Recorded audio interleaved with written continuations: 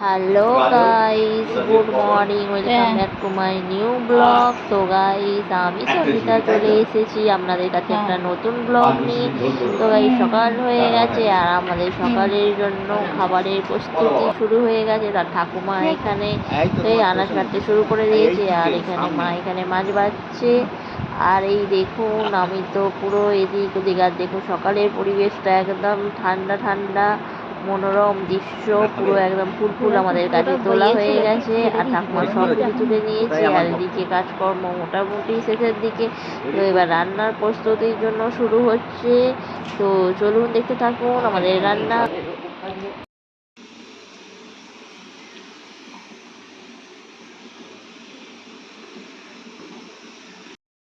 তো এদিকে দেখতেই পাচ্ছেন, এদিকে ভাত হচ্ছে আর এদিকে টকের ডাল হচ্ছে। আর ঠাকুমা ওখানে আম কাটছিল, সবজিগুলো সব কাটছিল।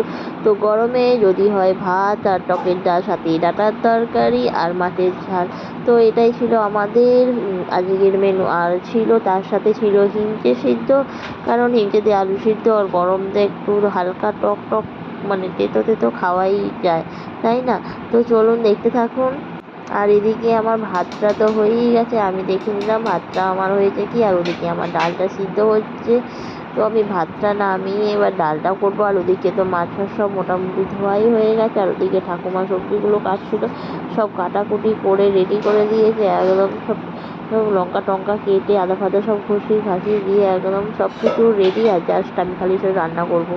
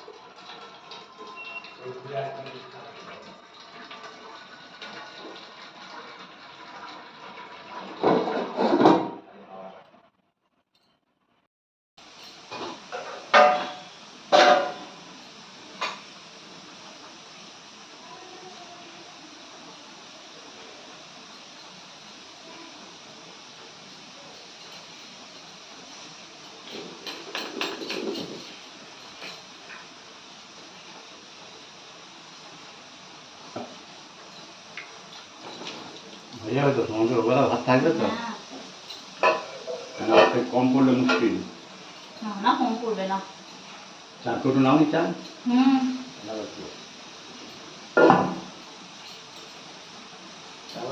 চাটা বেকার দরকার নেই, মাছ পাশে আছে ভালো রইল, মিলে যাবে।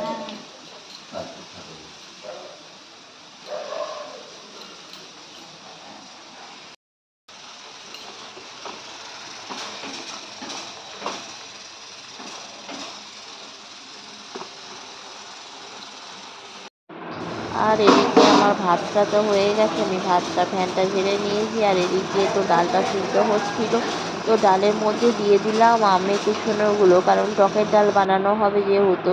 আর আমি ওটা দিয়ে নামিয়ে নিলাম আমটা সিদ্ধ হওয়া পর্যন্ত। তারপর আমি টকের ডালের মধ্যে ফোড়ন দিয়ে দিলাম আর ফোড়ন দিয়ে ডালটা ভালোভাবে ফুটিয়ে নামিয়ে নিলাম।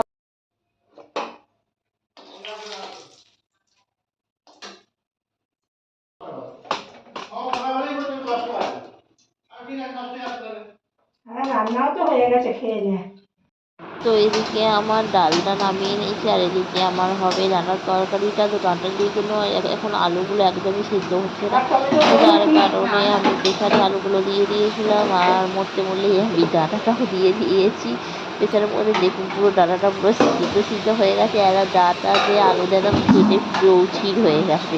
মানে ডাঁটার তরকারি না, ডাঁটা আলু ভর্তা, ভগবান জানে কি আমার ডাঁটার তরকারি হয়েছে। আমি 14বার করছি আর বলছি এটা কী ডালের ডাঁটার তরকারি হয়েছে। ভাবলাম একটু টকের ডাল দিয়ে ডাঁটার তরকারি খাবো, সে আর হলোই না। মানে ডাঁটাগুলো তো মানে আস্ত আর নেই, সব ঘেঁটে খুঁটে পুরো পাঁক করে দিয়েছি ডাঁটার তরকারিতে। মানে কি বলবো, আমি নিজেই করছি আবার নিজেই বলছি কি মানে এত বিচ্ছিরি ডাঁটার তরকারি। আমি কি বলবো, স্বপ্নেও ভাবতে পারবো। তো যা হোক মা হলো ডাঁটার তরকারি।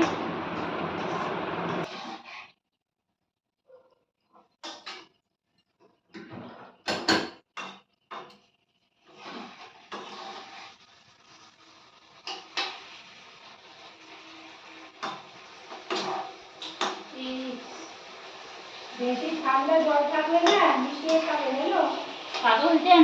তোমাদের বলছি বৃষ্টির থেকে জল বেরোনো তো, হুম। ওদের তো জল ঠান্ডা।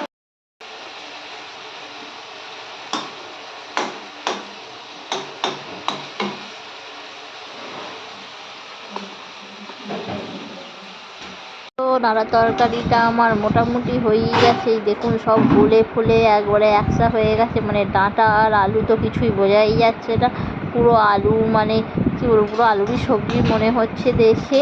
তো যা হোক মা হোক হলো ডাঁটার তরকারিটা, আর ডাঁটার তরকারিটা হয়ে গেল। আর শেষে করে নিলাম হিমচেগুলো। তো হিমচেগুলো ভালোভাবে কাটা হয়েছিল, তো কেটে ঠাকুমা ছোটো ছোটো করে কেটে কুচিয়ে দিয়েছি। আর ওটা একটু সিদ্ধ করে নেব, কারণ আলুর সাথে হিমচে বেশ ভালোই লাগে খেতে। আর সবশেষে রইল ওখানে মাছ।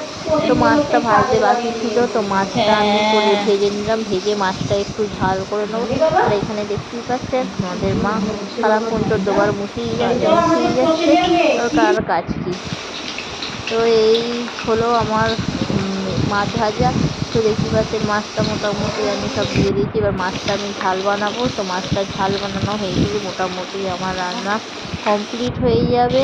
তো মাছটা আমি ভেজেই নিয়েছি, ভেজে এবার মাছটা বান্না দিয়ে দিয়ে ঝাল করে নেব।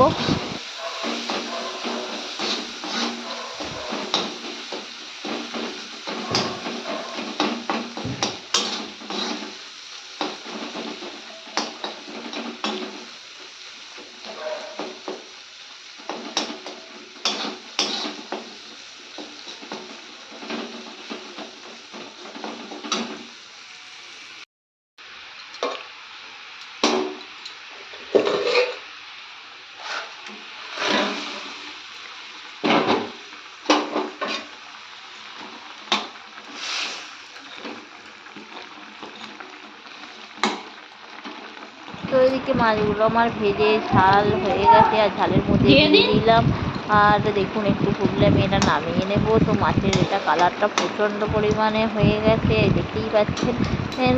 একটু লাল লাল করে মাছের ঝাল করলাম, আর না হলে একটু খেতে ভালোও লাগে না লাল লাল না হলে। তো বন্ধুরা আমার ভিডিওটি কেমন লাগলো, ভিডিওটি ভালো লাগলে লাইক করে শেয়ার করে কমেন্ট করবে। দেখবেন নেক্সট ভিডিও।